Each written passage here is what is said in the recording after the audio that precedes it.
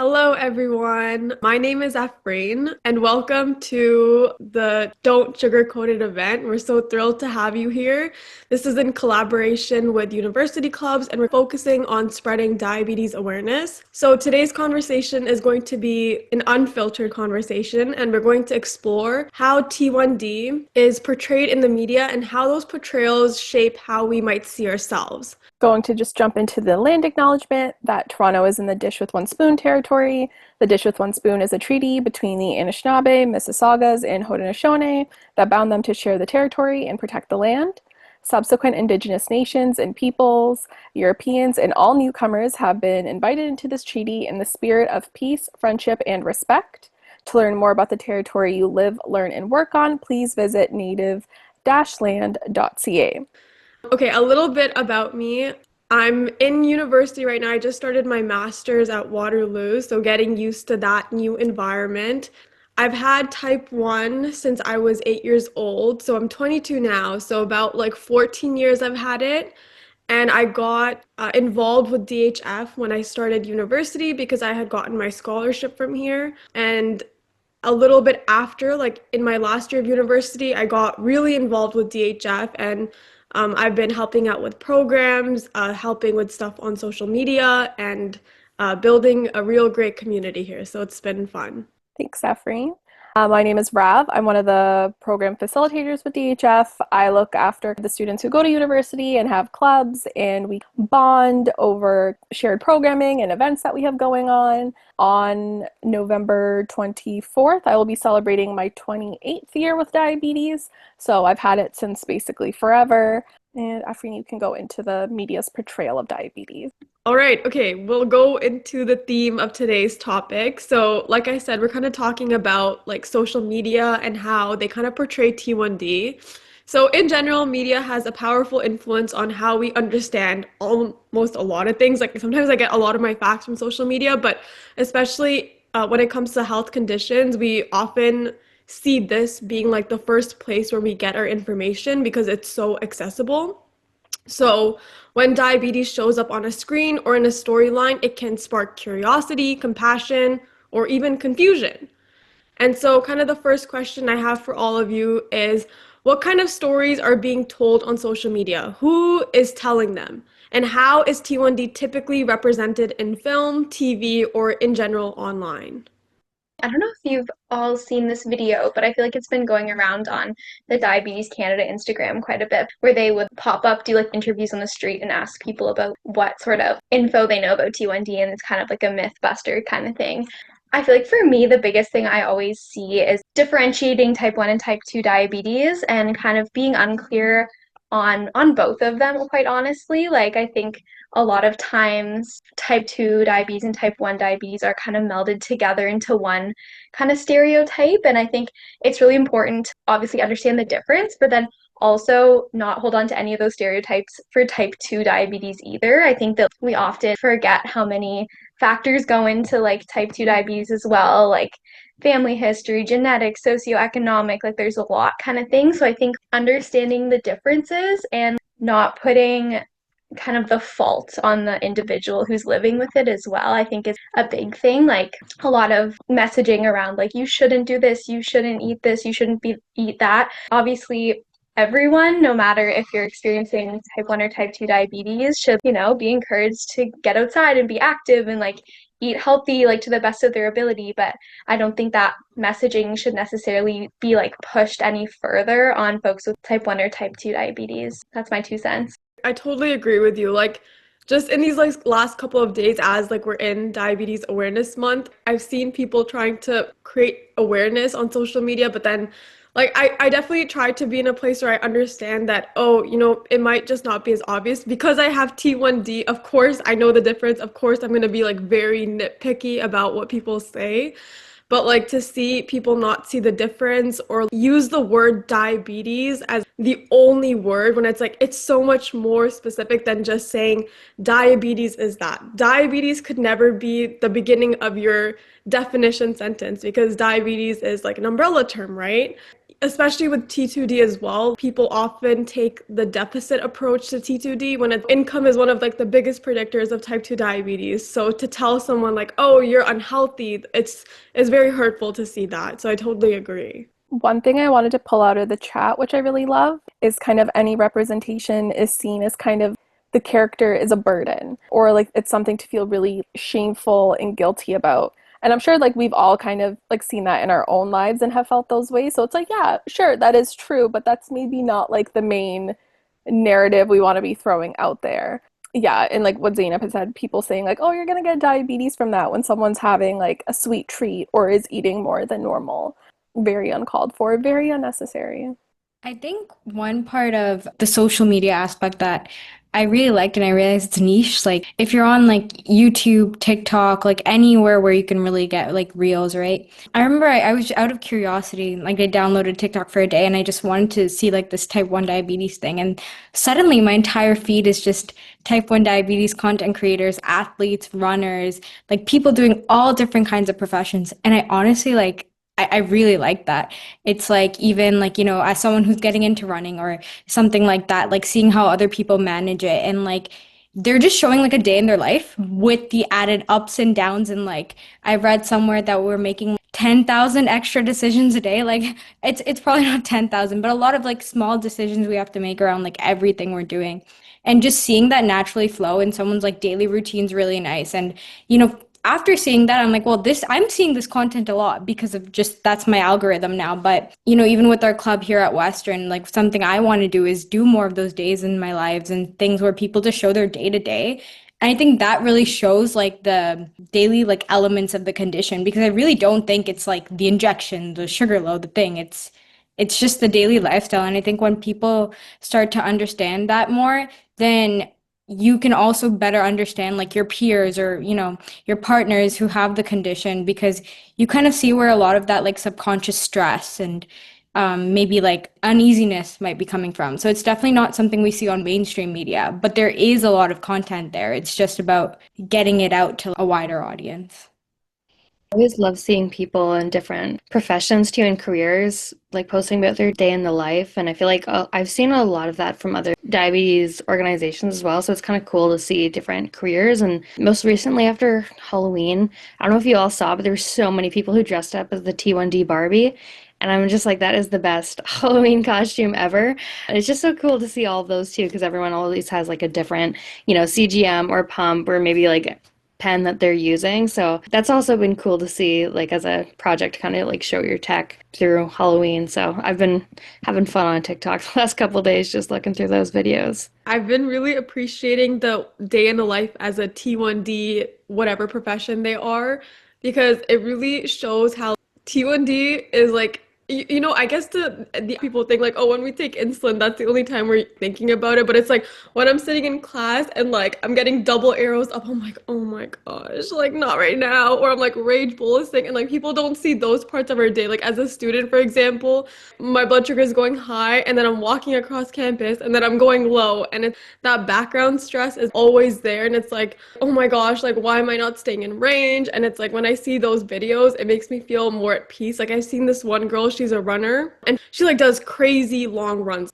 10, 11K runs. And I'm like, oh my gosh. And I just like think in my mind, I'm like, how do you even control your blood sugar? But then she walks through like how sometimes she's going low and then she has to cut her run short. Seeing that really makes me feel like, okay, you know what? People aren't perfect, and seeing people like walk through their day makes me feel better about me not being always consistent either. So a little bit of background about me. I have PCOS. I deal with insulin resistance like to the max. But seeing other folks who maybe don't have diabetes, but they do experience like PCOS or endometriosis or insulin resistance and like they wear CGMs and they're just like, yeah, like my blood sugar is like spiking to 5.7. That's just crazy. Girl, I wish that was my problem. I'm like, I'm dealing with a spike of like 13.2, but yeah, sure, you're 5.7. I guess it's valid. I'm just gonna continue scrolling. A spike to 5.7 that's insane. That's preposterous. I hope that happens to me. Yeah, and I'm like, it's just have to like honor where everyone's at. And I'm like, okay, cool. Yeah, like I'm sure that is scary for you. That's like a dream come true for me, but perspective. I think that's when there's already, I would say, yeah, lack of representation of T1D in like mainstream media. And then also like that area of research being very under researched and huge gaps there. And then you're putting all of this together. And I think when obviously the public don't have knowledge of PCOS, it's increasing in diagnosis, but someone with like without biological knowledge specifically might not understand like, like the different intricate components of it, like what it actually means. And now you're throwing all these conditions together and they're using common technologies and using common terms like blood glucose and things like that. I think that just makes it so much more messy for people to understand like the differences because like, a lot of people track their blood sugar now. Even in like the US, there is like a Dexcom that you can get without having any type 1, type 2, like no condition needed. And I honestly think it's great if you have the resources. I don't think there's any harm in actually seeing how your diet influences your blood sugar. But just mixing it all up when there's already not like a clear foundational understanding, I think it can make it harder for people with type 1 diabetes if they are trying to say their piece or their story or get, I don't know, even understanding from like coworkers and things like that. It makes it harder, yeah. I remember when I was younger, because I was diagnosed like before the era of CGMs, having my family, like extended family, come over, and I'm okay to blast them like this, like it's fine. And they would come over and they're like, we need to check our blood sugar to like make sure that like we're good. And it just felt like this back alley, really secretive kind of like speak easy where like I just had family coming over to check their blood sugar for the fun of it. And I remember just feeling like so confused because I was like, here I am not allowed to talk about my own diabetes as a kid, but like all these people can come over and check their blood sugar. Like, yeah, that's totally right. But then I was like, yo, can I steal your perfectly fine numbers for like my blood sugar book? Because I'm sure my clinic would love to see that. I totally relate to you, Rab. No, like extended family had ever asked me, but like my dad would always be like, let me see what my blood sugar is. It would piss me off for some reason. Like, you don't need to check what your blood sugar is, okay? I feel like you're mocking me right now. Yeah, it's like you're fine, dude. You're But fine. sure, for the science, for the love of diabetes. Athena's point in the chat about kind of like when your perfectionism and like just T1D daily life overlapping becomes really hard to manage kind of leads us into our next segment about like how we see ourselves. So like media representation doesn't just affect how we view or how others view diabetes like we've been talking about. It can also shape how we experience our own bodies. So the choices we make around management, like what devices we use, whether we show them, can really impact how confident or comfortable we feel in our own skin. And as social media gives more visibility to diabetes tech and lived experiences, it can be both empowering and complicated, helping people feel seen while creating new pressures or comparisons for others.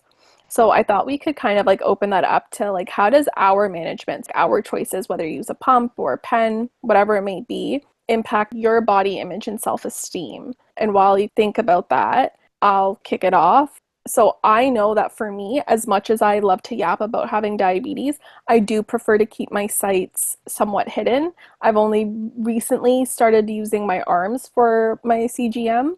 Also, that was kind of like out of necessity because like with the CGM I use, it's kind of hard to do it by yourself on the arm. So I've only just gotten comfortable being like, hello family, welcome back into my diabetes circle and help me. I don't like showing off my tech necessarily, especially around family, just because I'm like, I don't have the time or energy to educate everyone.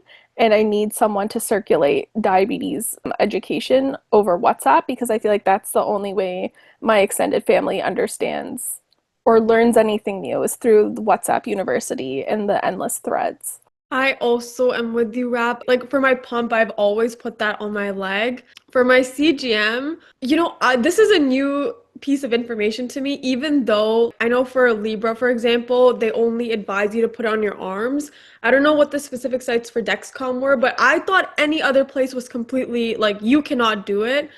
And then when I saw people putting their CGM like literally on their like wrist, I'm like, you can do that? Or like people will put it on their calves. I asked my endo, she's like, yeah, like just make sure you're do like a manual check when you're putting it on like on the wrist. Like, okay, no, not on the wrist, but I've seen this one TikToker, she's put it right here. Okay, that just like sounds painful, but I'm like, okay. Hey, because my arms and like my legs, for example, with me putting my pump on there since I'm literally 12, they're like bruised up. But I'm scared to put it anywhere else. But yeah, like I feel really scared even having my CGM on my arm because in the summer, it's not that I'm embarrassed of it. It's just anytime it's visible, people like to make comments. And sometimes it just like gets really irritating where one time I was feeling brave and I was like, you know what, I'm gonna walk out. And usually I would like put like a band over my arm just to keep it hidden. And one day I'm like, you know what? I'm gonna go to the mall and not cover it. I'm just gonna be true to myself. And I was at the Apple store and this guy, he had come up to me and he's like, hey, oh, are you wearing is that to check your blood sugar? I was like, yeah. He's like, yeah, my dad. And it's the same banter that we all have heard about. Oh, my dad has diabetes too. And then I just have to go on about explaining it and like really standing my ground. And he's like, yeah, I want to get one for myself too. And yeah, yeah, like I really agree with your point that people can go and check their own blood sugar and like if they really want to do it even though they don't have diabetes, but still I don't know, it irks me when people say that because I guess for me I would do anything in the world to not have to rely on this, and then to hear someone talk about wanting to get it for fun, I'm like, oh my gosh, do you savor this time? You don't need it, you don't need to do this to yourself. So yeah, like I feel sometimes I'm shy to share this part of my life because then it opens a door for conversation, which I do appreciate, but sometimes it gets to the point where it's like now I just feel like I'm getting stigmatized and I don't like that. Yeah, my culture is not your costume. That is exactly how I feel about it.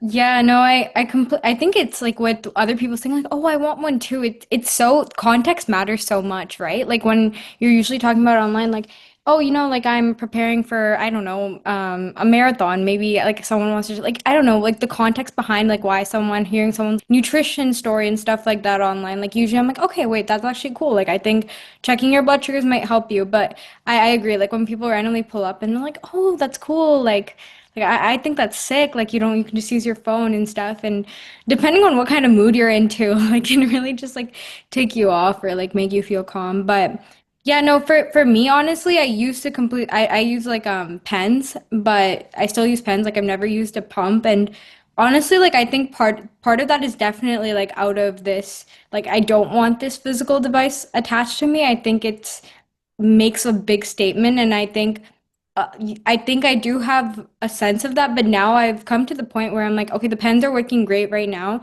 but as I do get busier, if I'm in like any very intense days in the future where a pump would be better, just so I don't have to micromanage as much, like I am completely open to it now. So it's just kind of like what I need at the time. But especially with the Dexcoms and stuff, I used to like I would do anything not to wear it. Like I was having them come in because like I had like a really bad sugar low, so like a seizure in like grade 10 or 11. So then I started qualifying for the Dexcoms.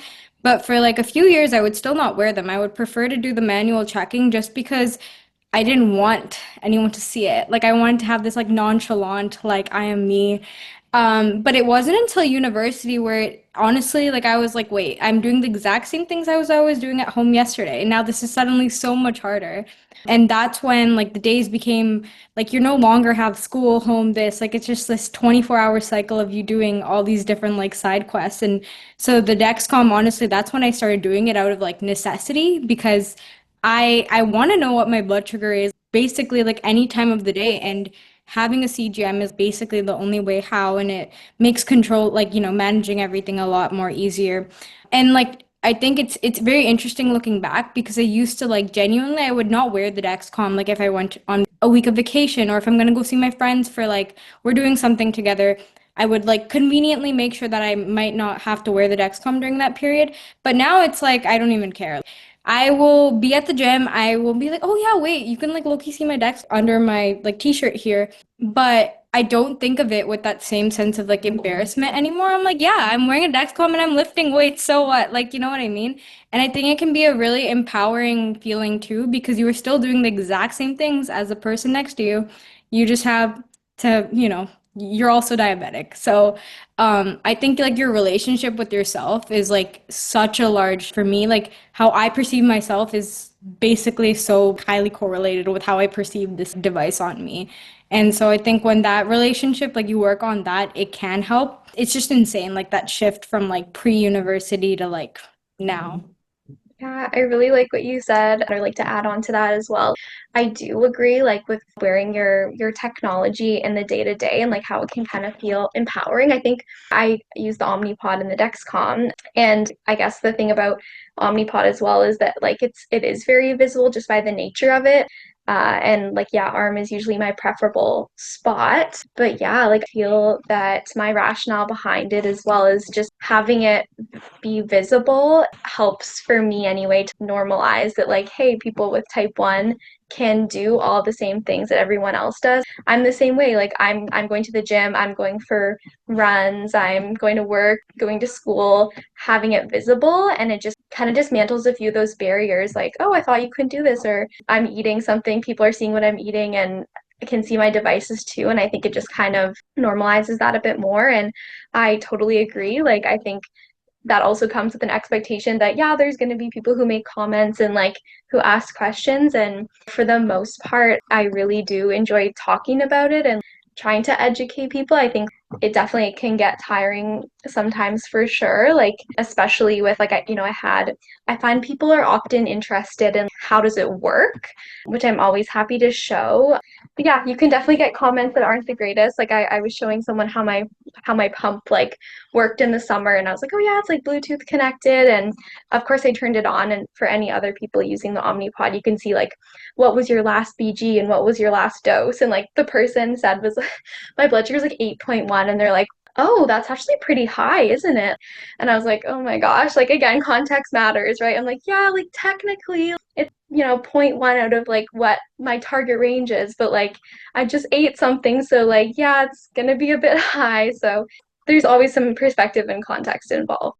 I think to add on a little bit more, like for me, I grew up surrounded by like people who understood it, like my parents and like my endo team always made sure I was very confident in it. So I just wanted to say who you're surrounded by like also really impacts how you see yourself and like kind of reflects onto like how confident you are in showing your diabetes tech. So like when I started using the pump and Dexcom and everything, like I never had an issue with like I kind of had like the opposite experience. Like I never really hid it or anything. Like everyone in my class knew I was diabetic, and it wasn't really an issue for me. I was very proud of it. And even now, like at school, we just had a type 1 diabetes lecture in one of our physiology classes, and like a lot of my friends are like, "Oh, that's really cool that you are like in our lectures." And I was like, "Yeah, I know, I'm so cool." Like I just feel like it really depends on who you're surrounded by and like how you also show them, because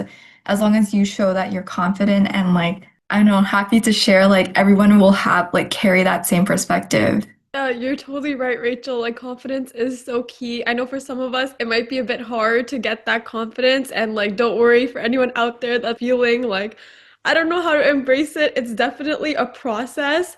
And I can relate to you, like, we're in the sense that I used to be very, very, like, I am someone in the comments that said they wouldn't tell anybody.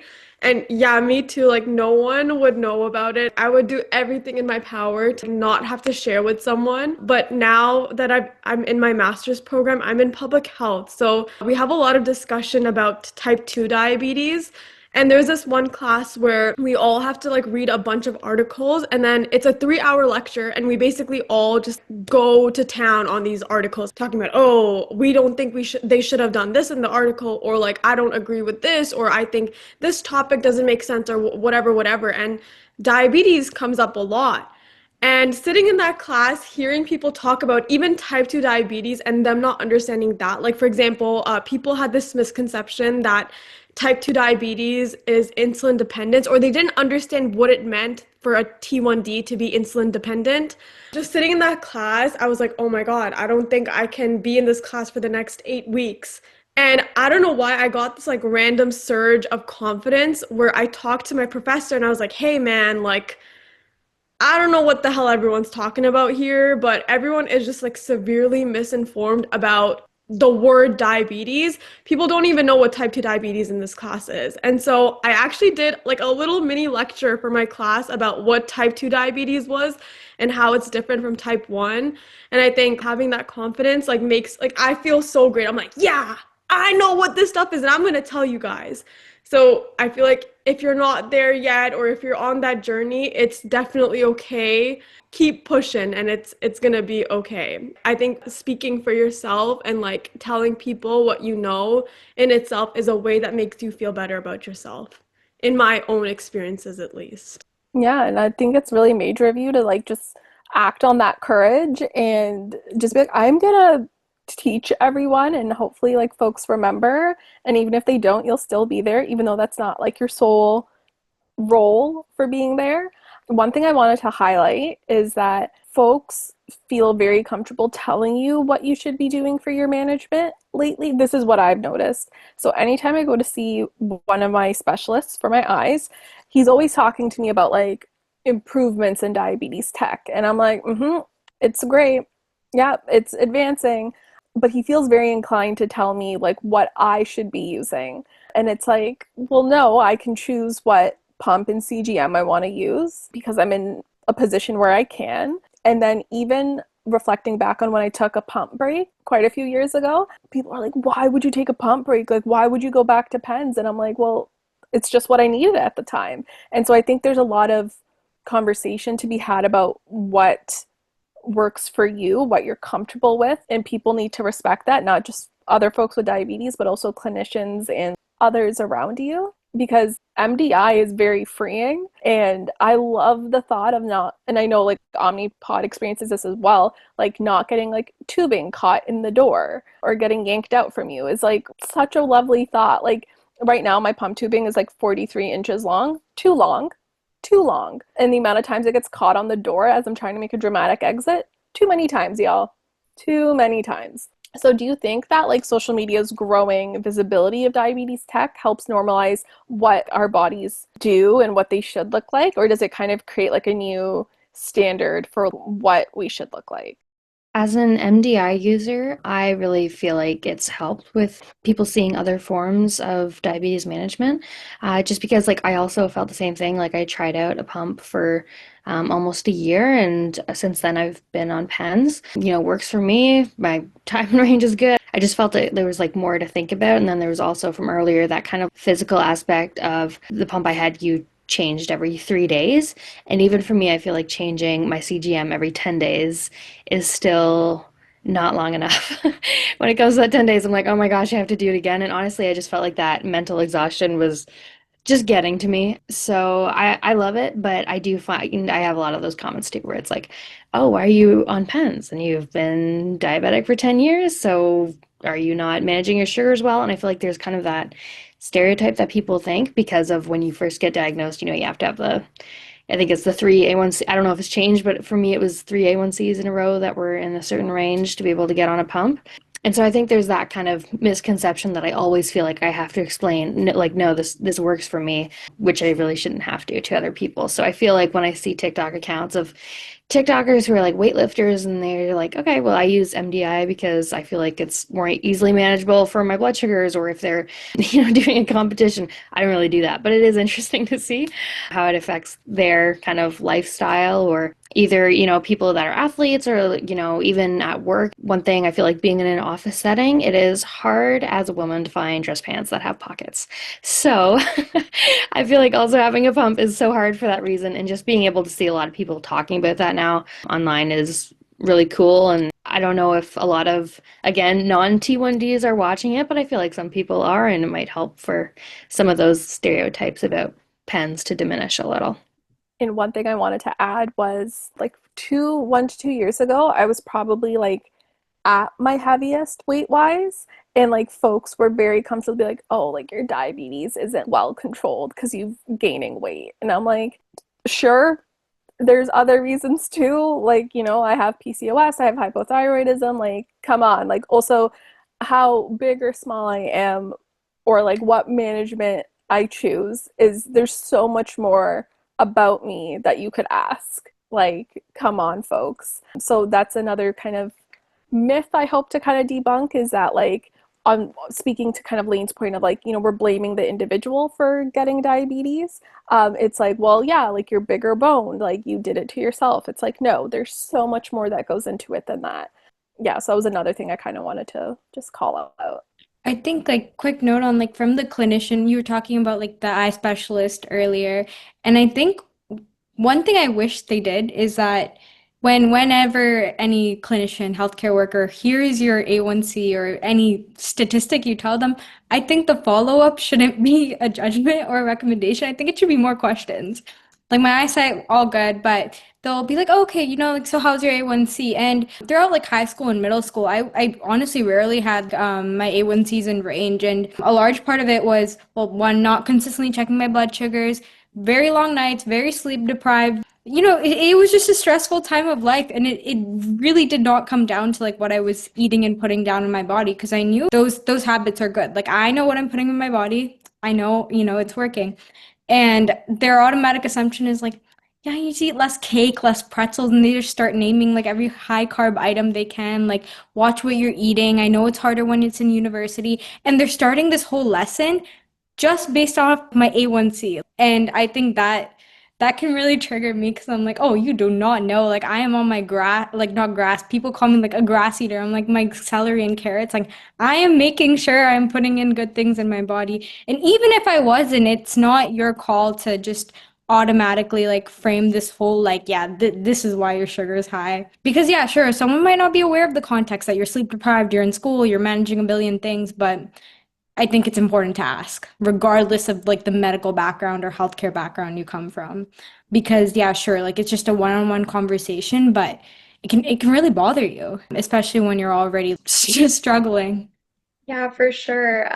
Totally. That's super well said.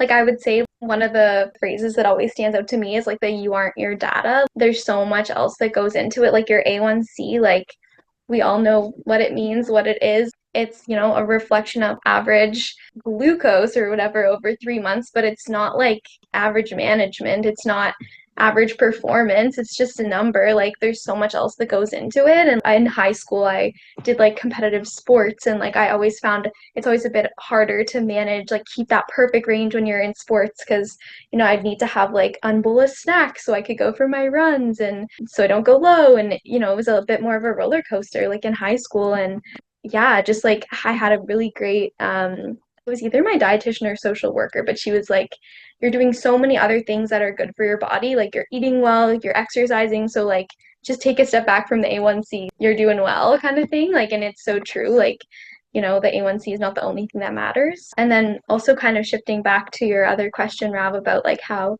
like technology is reflected in the media. I think someone brought up a really good point about like algorithms in social media as well, and how, what I might see on my feed might kind of be not the exact representation of how diabetes tech is like advertised in mainstream media, because I do follow a lot of diabetes accounts on Instagram, so I'm getting a lot of that stuff. But I would say for me, like the biggest one is I always see like ads, like, when I'm at the gym or just like watching TV or something, they always like come up on the TV. And I always find that like diabetes ads are always surrounding like it's either someone like exercising or like going for a walk or something wearing a CGM, or making like a salad and having a CGM. And I'm like, I feel like there's more that we could show here. Like there's definitely we could show someone sitting in a lecture, or someone going to work, or someone riding their bike, or someone eating a meal with their friends, like it just to normalize it a little bit more, because I feel like those ads that like everyone sees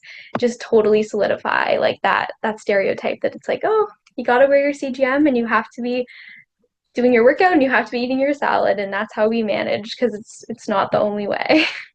Yeah, it reminds me of the tampon and pads ads where like everyone's like playing volleyball on the beach and like doing somersaults and cartwheels, and I'm like, love that for you. When I experience my period, I just want to lie down.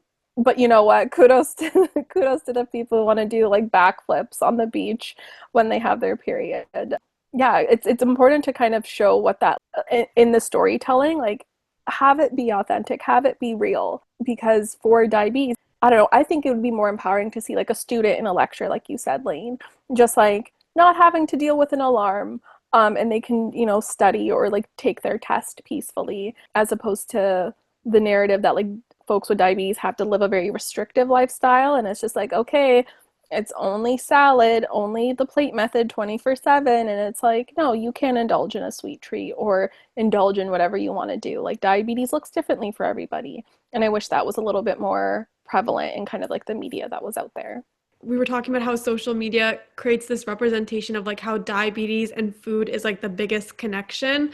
But like one of the things that I like to tell people, or like when I share my story, for example, is when people try to tell me like, oh, eat healthier, eat better. No matter what I eat, if I'm about to walk into an exam room, my blood sugar is going to skyrocket. One of like the biggest challenges these past couple of weeks I've been facing is like, this is almost like, it seems a little paranormal. Every day at 3 in the morning, like my blood sugar will be in range at like, it'll be like 5.6 at literally at 3 in the morning. It just starts going up.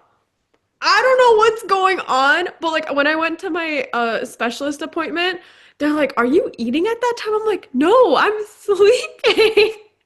And so it's like I wish I could tell people that our diabetes is not just about what we're eating. It is like influenced by like I think Rab has talked about like that list of like what is it, like 73 factors that influence blood sugar. Like I don't know what's going on at 3 a.m. I don't know if it's a ghost, but my blood sugar goes up for no reason.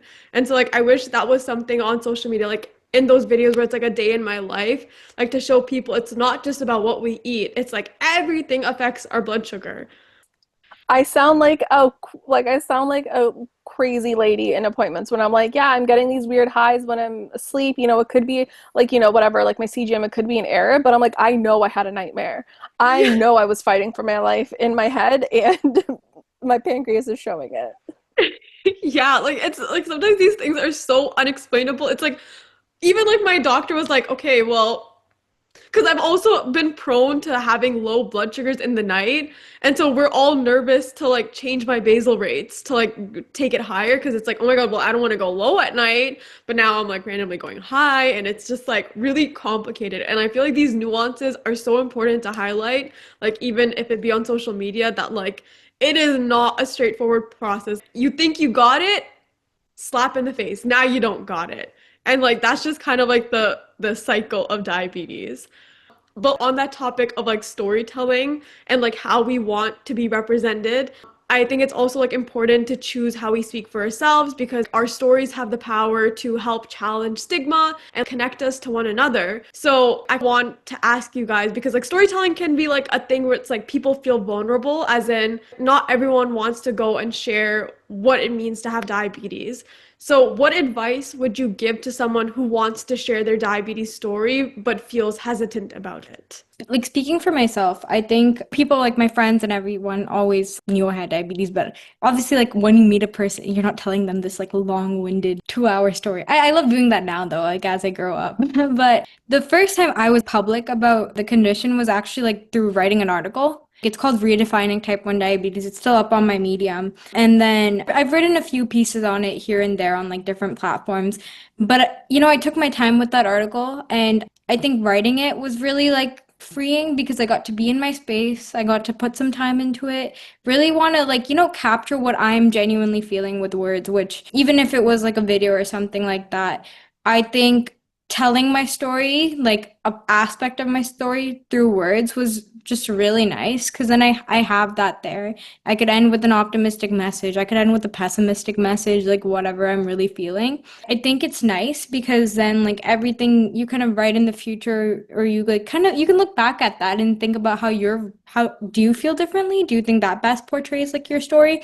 And it's kind of something that continues evolving. But I really do like it because like when you're meeting new people, especially when you're like networking or anything like that and kind of having that like something like it's changed a lot but I have this thing written. It was a really good first step for me, I think, to be more public about it because then I think that translated into me being more comfortable speaking about it and things like that because I was able to spend some time and it's a challenge itself because even hitting click publish on that was so like nerve-wracking. I'm like, wow, I'm like telling the world about this for the first time. I think that way you can really spend time and maybe like the first time I think if I was saying it like vocally to like a large audience or something like that, I think I could have gotten hesitant and might have not felt the most happy about the words I chose.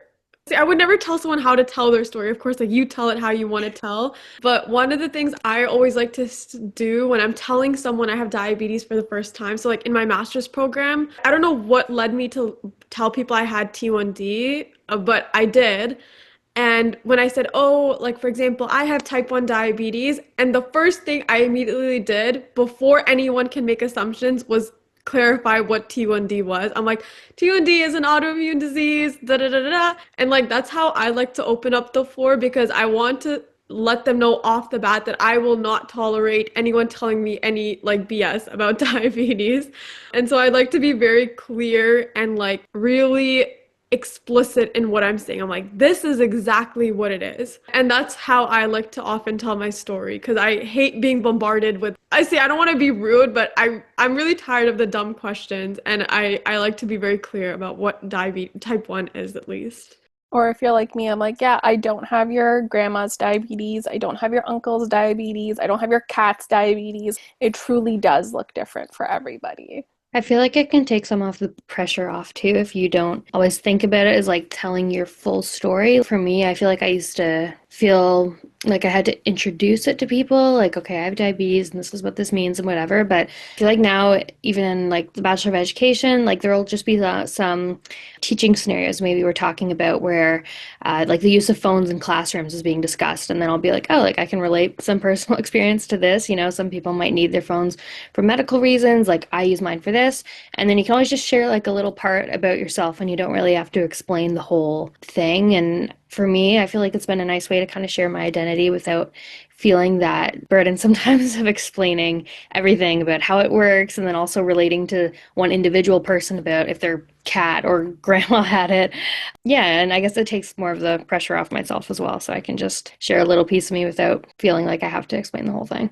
Thank you so much for sharing your stories and for just like being honest and listening. And I really do appreciate it. And I love chatting with everyone in this room. Just makes me feel cozy. I know it's cliche, but I really don't feel like as alone in some of my diabetes experiences and intrusive thoughts. So thank you so much. Thank you for everyone that gave their input and talked about stuff just like Raph said. It definitely makes me feel better too because I'm like, yes, we're in this together. And for any non-T1Ds that are in the meeting as well, like thank you for being here because that gives us the opportunity to share the in real life stuff that's happening with us and really give everyone the unfiltered version of what T1D is actually like. So thanks, guys.